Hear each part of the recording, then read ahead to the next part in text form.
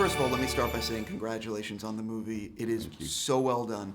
We've been talking for years, and every time I spoke to you over the years, I would always talk about Bohemian Rhapsody and the Queen movie, and I know what kind of journey this has been for you. So this is 10 years. What is it like to finally have this movie coming out in like a few days? Nerve-wracking. Absolutely nerve-wracking, because this is what we do. You know, you spend a decade developing a screenplay, then casting, filming, post-production, the real guys involved, and it comes down to, will people go and see it? Will we find an audience? It seems like we will. The buzz is pretty good, but I don't put my heart and soul into that. I'm just wait to see what happens. Sure. There are many versions of the Queen story that you could sort of put on screen. There's so many backstories to each album, to who they are as people. How challenging was it to find this version, the one you ended up putting on screen along the way? It was 8.5 years worth of work with writers and ideas, and coming up with different scenes, and coming up with where we're going to put music and how we're going to tell Freddie's story, whether it's his music career story, his personal story, his sexuality. And it was just finding that balance, and then finding the cast to all blend in with that. So it was one of the toughest that I've ever taken on.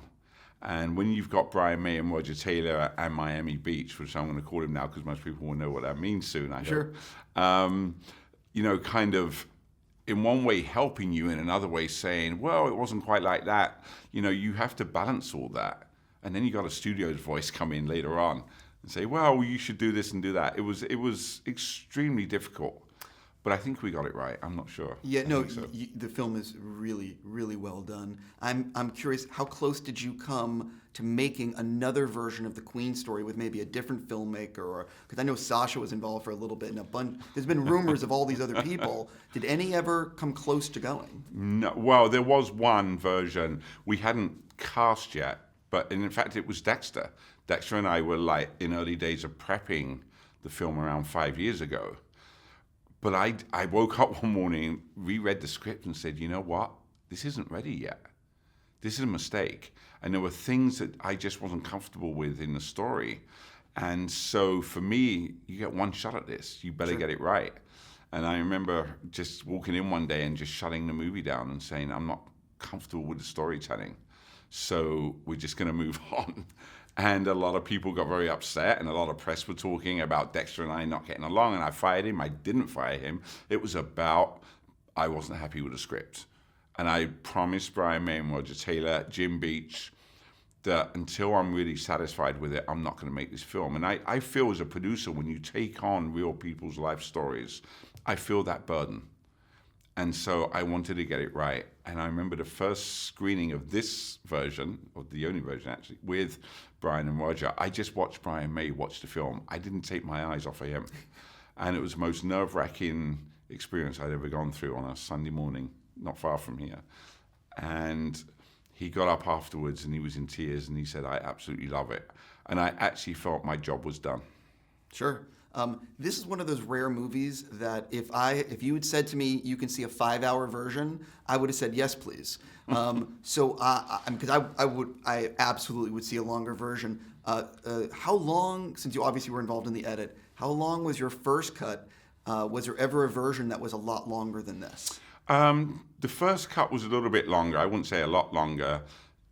We had the full Live Aid set because they did the full Live Aid set. You know, We Will Rock You and Crazy Little Thing was involved. And we used those songs in the film, so we didn't want to repeat them and have them on stage. There wasn't that much other than within the body of the film that we cut out. So for me, you know, this was the script, and the script was very tight. And I just feel that we told the story in the edit room that we needed to tell. And John Ottman, our editor, who was absolutely phenomenal, putting that montage together over Fat Bottom Girls, and the way he created that was just so amazingly entertaining for an audience that we basically kept the film. Sure. I am a huge Queen fan, so every bit of deleted scenes I want to see, will I see them playing 39 in Japan? Will I see a crazy little thing called Love in the bathtub with Rami? Stuff like that, if I knew anything about the movie. You may, but come over one day and I'll show you everything. You think I'm joking with you. You Right. all have this on camera. I just want to point out that he did say I could see it. Absolutely. Just bring that tequila and we'll run it all night. Sir, that's not a problem. I'm going to hold you to that. Fantastic. I love the Live Aid stuff. It is filled with this amazing energy, and you almost want to sing along in the theater. Can you talk about filming that sequence and the challenges of recreating this iconic set? Well, it was daunting, and especially it was the first week of shooting or first 10 days of shooting, and when the actors saw the schedule, they all came to me individually and said, "What, are you kidding me? You're throwing us into Live Aid?" But it really worked out well because they all came together and bonded at that moment. And for me, I've never been emotional about any movie I've ever done, and I stood on that Live Aid set and was basically in tears watching them do the rehearsal, because I saw through the process that the work that they put into it, and let's face it, they make the Live Aid work, right? And then interculling with an audience and being at a point where obviously Wembley's not Wembley anymore, so we had to CGI a lot of the crowd, was a big advantage for us because we could create that storytelling with the band and Freddie and the audience. And so we had those luxury tools with us to do that. But basically, the four guys that played these guys created that moment, and it was something that I'd never seen before. And when we finished shooting the last day of Live Aid, I was like, if we can get the rest of the movie even this much closer to what we just did, we're going to have a success. Rami is amazing as Freddie. Just a literal transformation.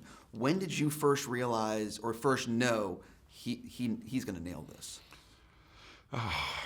I could be really presumptuous and say in my office one afternoon, but it was really actually just before Live Aid started, just before we started shooting. I was with him, we were doing costume fittings for him, and he was being Freddie in an office not far from here.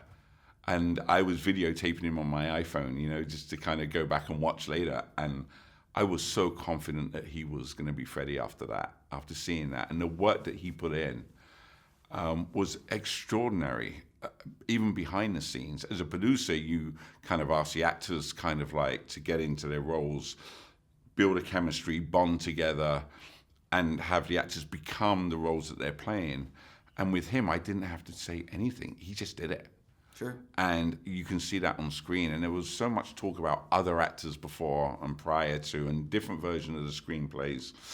And all of that was just talk. That was never the case. And I had never cast a Freddie. I'd never had someone sign a deal saying they're going to be Freddie Mercury until Rami walked in to my office one day. And I just saw something in him. The DNA of who he was in that room that day was Freddie Mercury.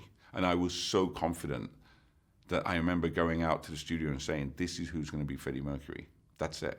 Sure. One of the things is Mary and Freddie's relationship in real life was very unique and very ahead of the curve, if you will, in terms of talk a little bit about capturing the honesty of that relationship, putting it on screen, and trying to make sure it was there. That was complicated because we knew that a lot of people didn't know that Freddie was engaged to Mary Austin. In fact, a lot of people didn't know there was a Mary Austin in his life.